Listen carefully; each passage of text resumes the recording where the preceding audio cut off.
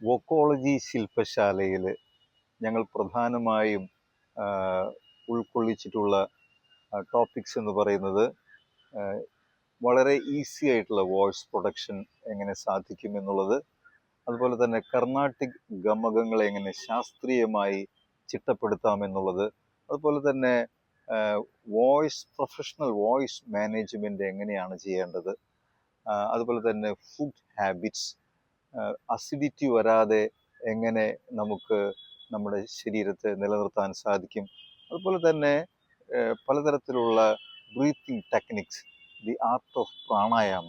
കാരണം വായുവാണ് ശബ്ദം എന്ന് പറയുന്നത്.